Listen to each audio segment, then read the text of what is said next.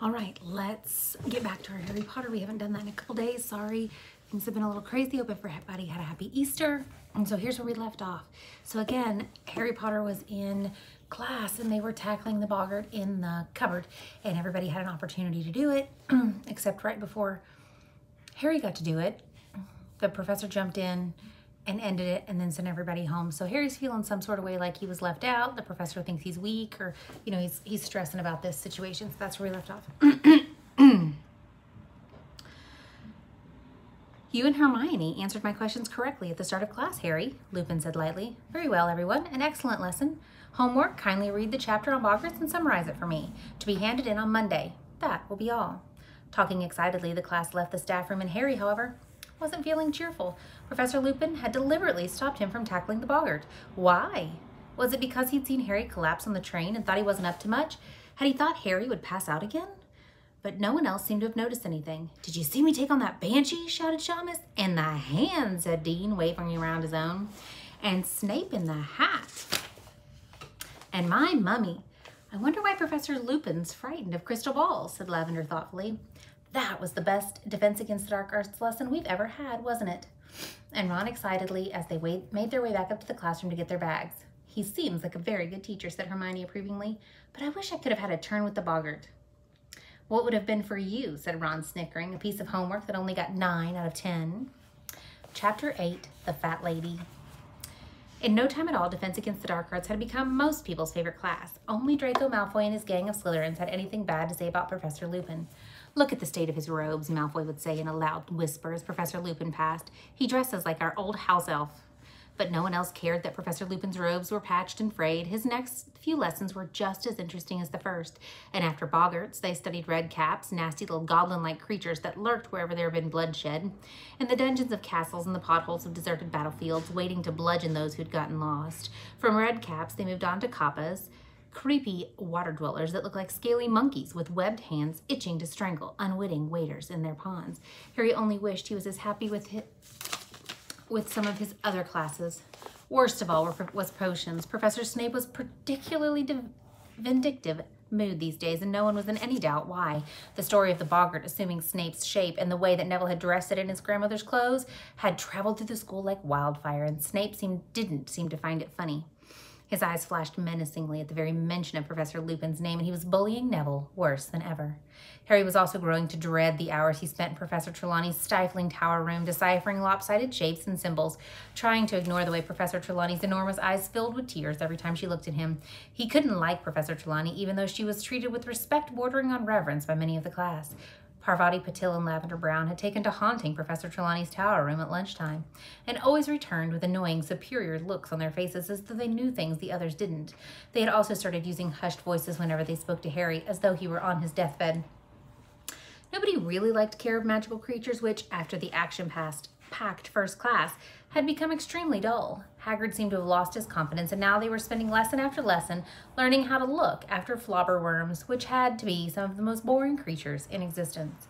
Why would anyone bother to look after them? Said Ron, after yet another hour of poking shredded lettuce down the flobberworms' slimy throats.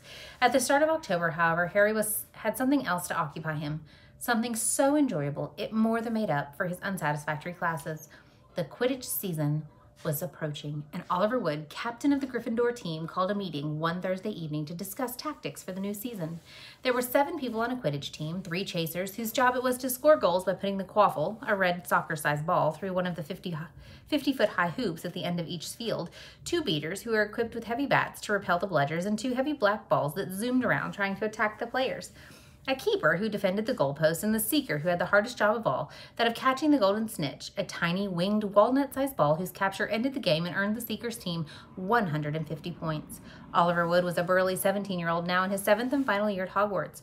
There was a quiet sort of desperation in his voice as he addressed his 6 fellow team members in the chilly locker rooms on the edge of the darkening Quidditch field. This is our last chance. My last chance to win the Quidditch Cup, he told them, striding around, up and down in front of them. I'll be leaving at the end of the year. I'll never get another shot at it. Gryffindor hasn't won for 7 years now. Okay, we've had the worst luck in the world. Injuries and the tournament getting called off. Wood swallowed as though the memory still brought a lump to his throat. But we also know we've got the best ruddy team in the school, he said, punching his fist into the other hand with the old the manic glint back in his eye. We've got 3 superb chasers. He pointed at Alicia Spinnet, Angela Johnson, and Katie Bell. We've got 2 unbeatable beaters. Stop it, Oliver. You're embarrassing us, said Fred and George Weasley together, pretending to blush. And we've got a seeker who has never failed to win us a match, Wood rumbled, glaring at Harry with a kind of furious pride. And me, he said in afterthought. We think you're pretty good too, Oliver, said George. Spankin' good keeper, said Fred. The point is, Wood went on, resuming his pacing, the Quidditch Cup should have had our name on it these past 2 years. Ever since Harry joined the team, I've thought the thing was in the bag, but we haven't got it, and this year's the last chance we'll get to finally see our name on the thing. Wood spoke so dejectedly that even Fred and George looked sympathetic. Oliver, this year's our year, said Fred. We'll do it, Oliver, said Angela. Definitely, said Harry.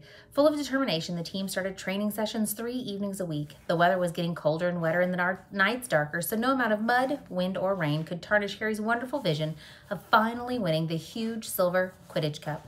Harry returned to the Gryffindor common room one evening after training, cold and stiff but pleased with the way practice had gone, to find the room buzzing excitedly.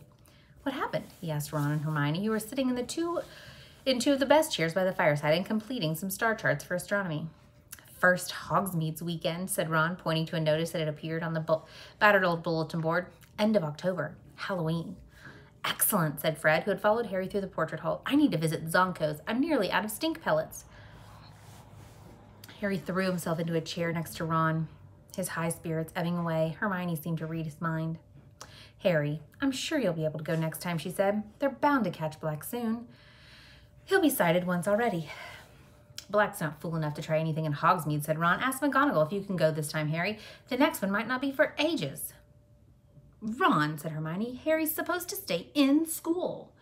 He can't be the only third year left behind, said Ron. Ask McGonagall. Go on, Harry. Yeah, I think I will, said Harry, making up his mind. Hermione opened her mouth to argue, but at that moment, Cruikshank leapt lightly onto her lap. A large, dead spider was dangling from his mouth. Does he have to eat that in front of us? Said Ron, scowling. Clever, Cruikshanks. Did you catch that all by yourself? Said Hermione. Cruikshank slowly chewed up the spider, his yellow eyes fixed insolently on Ron. Just keep him over there. That's all, said Ron irritably, turning back to his star chart. I've got Scabbers asleep in my bag. Harry yawned, and he really wanted to go to bed, but he still had his own star chart to complete. He pulled his bag toward him, took out his parchment, ink and quill, and started to work. You can copy mine if you like, said Ron, labeling his last star with a flourish and shoving the chart toward Harry. Hermione, who disapproved of copying, pursed her lips but didn't say anything. Cruikshanks was still staring unblinkingly at Ron, flicking the end of his bushy tail. Then, without warning, he pounced. Oi! Ron roared, seizing his bag as Cruikshank sank 4 sets of claws deeply into it and tearing ferociously. Get off, you stupid animal! Ron tried to pull the bag away from Cruikshanks, but Cruikshanks clung on, spitting and slashing. Ron, don't hurt him, squealed Hermione. The whole common room was watching. Ron whirled the bag around, and Cruikshanks was still clinging to it. Scabbers came flying out of the top. Catch that cat, Ron yelled as Cruikshanks freed himself from the remnants of the bag, sprang over the table, and chased after the terrified Scabbers. George Weasley made a lunge for Cruikshanks but missed. Scabbers streaked through 20 pairs of legs and shot beneath an old chest of drawers. Cruikshanks skidded to a halt, crouched low on his bandy legs, and started making furious swipes beneath it with his front paw. Ron and Hermione hurried over. Hermione grabbed Cruikshanks around the middle and heaved him away, and Ron threw himself onto his stomach and, with great difficulty, pulled Scabbers out by the tail. Look at him, he said furiously to Hermione, dangling Scabbers in front of her. He's skin and bones. You keep that cat away from him. Cruikshanks doesn't understand it's wrong, said Hermione, her voice shaking. All cats chase rats, Ron. There's something funny about that animal, said Ron, who was trying to persuade a frantically wiggling Scabbers back into his pocket. It heard me say that Scabbers was in my bag. Oh, what rubbish, said Hermione impatiently. Cruikshanks could smell him, Ron. How else do you think? That cat's got it in for Scabbers, said Ron, ignoring the people around him who were starting to giggle. And Scabbers was here first, and he's ill. Ron marched through the common room and out of sight up the stairs to the boys' dormitory. Ron was still in a bad mood with Hermione the next day. He barely talked to her at all through herbology, even though he, Harry, and Hermione were working together on the same puffapod. How's Scabbers? Hermione asked timidly as she stripped fat pink pods from the plant and emptied the shining beans into a wooden pail. He's hiding at the bottom of my bed, shaking, said Ron angrily, missing the pail and scattering beans all over the greenhouse floor. Careful, Weasley, careful, said Professor Sprout as the beans burst into bloom before their very eyes.